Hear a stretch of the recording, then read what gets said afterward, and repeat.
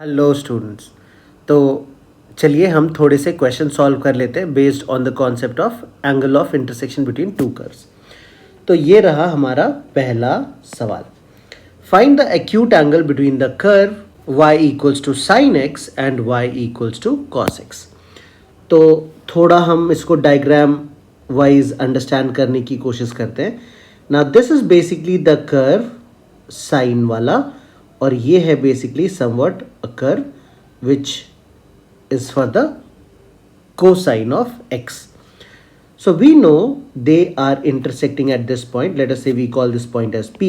तो हमने क्या किया, हमने पॉइंट P पे साइन को और कॉस को दोनों के लिए हमने ड्रॉ किए tangents, and we have to find the acute angle between these two curves, let us say theta. तो what will be the approach? First of all हम लोग क्या करते हैं, पॉइंट ऑफ इंटरसेक्शन ढूंढ लेते हैं ना। पॉइंट ऑफ इंटरसेक्शन ढूंढने के लिए हम इन दोनों इक्वेशंस को साइमल्टेनियसली सॉल्व करते हैं। कैसे? तो ये हो जाएगा sine x equals to cos x, and we know students कि sine x equals to cos x में जो एक्स का वैल्यू आ जाता है वो आ जाता है π/4, या फिर जिसको हम 45 डिग्री भी लिख सकते हैं। And therefore let us take the first curve which is y is equals to sine x, and let us try to find out the derivative of this curve. तो dy/dx आ गया हमारे पास cos x, एंड अगर हम x की value π/4 put कर ले तो cos π/4 is basically 1/√2। तो एक स्लोप हमको मिल गया, इसको हम m1 से डिनोट कर लेते हैं। Now similarly for y is equals to cos x, अगर हमने इसको डिफरेंशिएट किया dy/dx तो cos x का डेरिवेटिव हो जाता है minus sine x, and therefore इस स्लोप को अगर हम m2 कह ले तो this value turns out to be -1/√2। तो हमारे पास m1 मिल गया है, हमारे पास m2 भी मिल गया है, एंड अब हम क्या करेंगे, tan थीटा का जो फॉर्मूला होता है वो होता है modulus of m1 minus m2 upon 1 plus m1 into m2। Values put कर लेते हैं। तो हमने पुट किया 1/√2 minus of -1/√2 is +1/√2 divided by 1 plus 1/√2 into -1/√2 modulus close. तो अब ये क्या आ जाएगा, चलो इसको सिंप्लीफाई कर लेते हैं। This turns out to be 2/√2 upon 1 minus 1/2। तो ये आ जाएगा √2/½ और इससे हमारा आंसर आ जाता है 2√2। So tan theta is 2√2, and therefore theta का value is tan inverse of 2√2। That my dear students is the answer to this question. तो आई होप आपको समझा होगा कि हम साइन एक्स और कॉस एक्स के बीच में एंगल कैसे ढूंढते हैं। तो ये हमारा पहला एग्जाम्पल हो गया। Let us go on to the next example. Now यहाँ पे हमारे पास क्वेश्चन है, if theta is the angle between y is equals to x square and 6y is equals to 7 minus x cube at a, तो हमें theta find out करना है। Now अगर हम इस पॉइंट को देखेंगे ना, तो इससे हमें यह समझ आ जाता है कि इसका x और y कोऑर्डिनेट इक्वल है। तो सबसे पहले हम इन दोनों इक्वेशंस को साइमल्टेनियसली सॉल्व कर लेते हैं, और सॉल्व करने के लिए y की वैल्यू हमने दूसरे वाले इक्वेशन में पुट कर दी। तो इससे आ जाएगा हमारे पास 6x² is equal to 7 minus x cube. अगर टर्म्स को रीअरेंज कर ले तो हमारे पास आ जाएगा x³ plus 6x² minus 7 is equals to 0। And clearly अगर हम कोइफिशिएंट्स को चेक करते हैं ना, तो यहाँ पे देखो 1 है, यहाँ पे 6 है और यहाँ पे -7 है।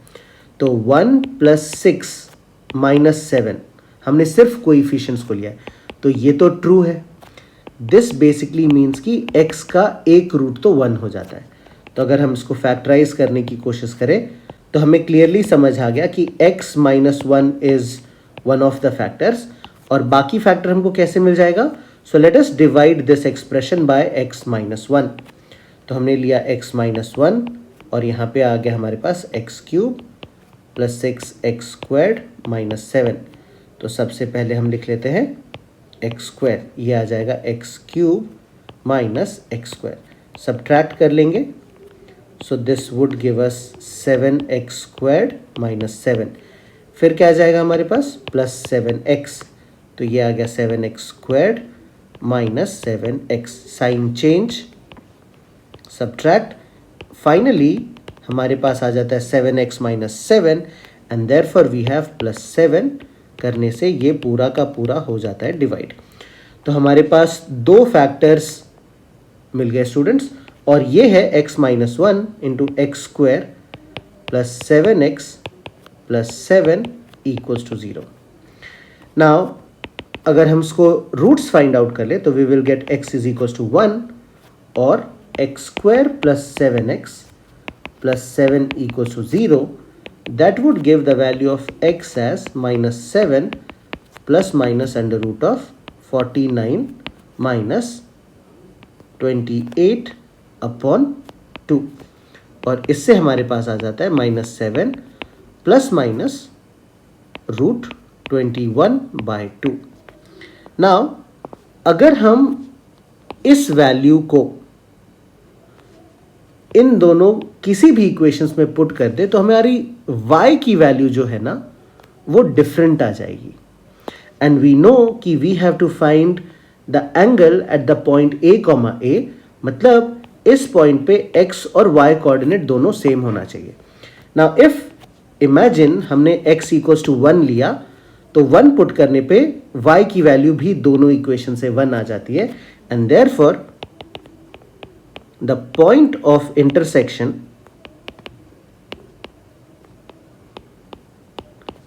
जिसको कि a के फॉर्मेट में लेना है is basically 1,1। I hope this is clear. तो अब हम इसके आगे शुरू कर लेते हैं। तो पहला कर्व था हमारे पास y is equals to x square, इसको हमने कर लिया differentiate, dy by d x at the point 1,1, ये आ जाएगा 2x एट द पॉइंट 1,1 और इसका वैल्यू आ जाएगा 2। This is the slope m1 let us say. और दूसरा इक्वेशन था हमारे पास 6y is equal to 7 minus x cube, तो इसको भी हम डिफ्रेंशिएट कर लेंगे। 6 into d y by d x is equal to 0 minus 3x squared at the point 1,1। तो इससे हमको dy बाई डी एक्स जो है वो आ जाता है minus 3 into 1 upon 6 and this is minus 1 by 2। Now clearly हम देख पा रहे हैं कि ये दोनों नेगेटिव रेसिप्रोकल है।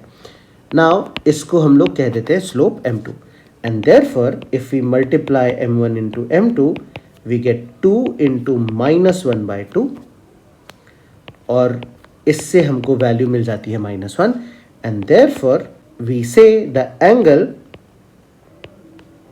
between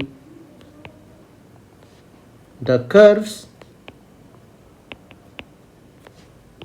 at 1,1 is 90 डिग्री और पाई बाई 2। तो अगर आपसे पूछा जाता है कि क्या ये ऑर्थोगोनल कर्व है, तो टिल नाउ हमने पूरा क्वेश्चन सॉल्व नहीं किया है।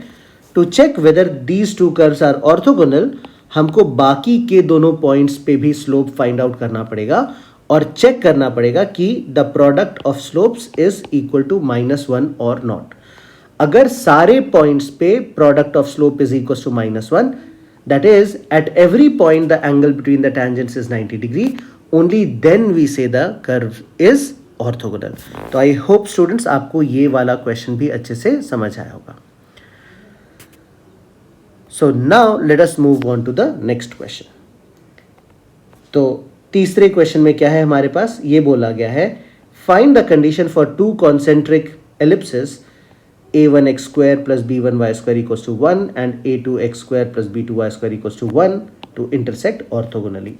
So let me say कि हमारे जो कर्व्स हैं वो कुछ इस तरह के हैं।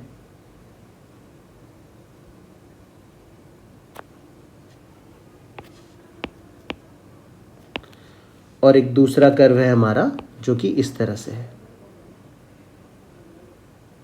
ना। हमको ये पता करना है कि दे आर ऑर्थोगोनल और not, we have to find the condition.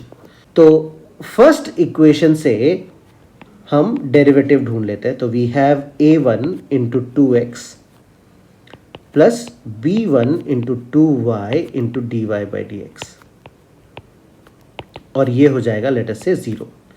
सो 2 हमने कॉमन लेके एलिमिनेट कर दिया and therefore dy by dx जो है वो आ जाएगा हमारे पास माइनस a1x upon b1y। Now similarly अगर हम दूसरे कर्व को भी डिफरेंशिएट करके स्लोप ढूंढ ले, नाउ दोनों इक्वेशन का जो पैटर्न है वो सेम फॉर्मेट में है। तो इसमें हमको क्या मिलेगा, dy by dx is equal to minus a2x upon b2y, and since we want these two curves to be orthogonal, therefore दोनों का प्रोडक्ट मतलब minus a1x upon b1y into minus a2x upon b2y, this has to be equal to -1। तो हमने minus minus कर लिया cancel, and this gives us a1 a2 x square upon b1 b2 y square, and this is equal to -1। ना imagine करो students कि ये दोनों curves ना एक पॉइंट पे इंटरसेक्ट करते हैं जिसको कि हम x0 y0 कह लेते हैं। तो हमने जो ये स्लोप्स फाइंड किए हैं वो इसी सेम पॉइंट पे फाइंड आउट किए हैं, तो हम हर जगह x0 y0 लिख सकते हैं। एंड देयरफॉर अगर अभी यहाँ पे हमें x स्क्वायर और y स्क्वायर, x0 स्क्वायर और y0 स्क्वायर को एलिमिनेट करना होगा, so let us see what do we do. तो we know a1 x0 square plus b1 y0 square is equals to 1, and this is also equals to a2 x0 square plus b2 y0 square. तो अगर हम x0 को एक साथ लिख लें तो we get x0 square into a1 minus a2. This will be equal to y0 square into b2 minus b1, and from here we get the value of x0 square by y0 square as b2 minus b1 upon a1 minus a2. तो I hope students आपको समझ आ रहा होगा। इस equation में अब हम क्या करने वाले हैं, x0 square upon y0 square को सब्सटीट्यूट कर देंगे। So let us take this to the next page, और हमारे पास यहां आ जाता है, so from here we can write a1 a2 by b1 b2 into b2 minus b1 by a1 minus a2, this is equal to -1। और अगर हम टर्म्स को थोड़ा रीअरेंज कर ले तो ये आ जाएगा a1 minus a2 by a1 a2 is equals to b1 minus b2 by b1 b2, and this gives us 1 by a2 minus 1 by a1 is equals to 1 by b2 minus 1 by b1, and this, my dear students, is the final condition that is asked in this question. तो हमको इस question में क्या पूछा गया था, find the condition for the two concentric ellipses to intersect orthogonally. तो हमने ये कंडीशन फाइंड आउट कर लिया, and this basically is the answer to this question. तो आई होप आपको अच्छी तरह से समझ आया होगा। आपको अभी वापस से इन तीनों क्वेश्चंस को प्रैक्टिस करना है। So that is all my dear students that we have in this video.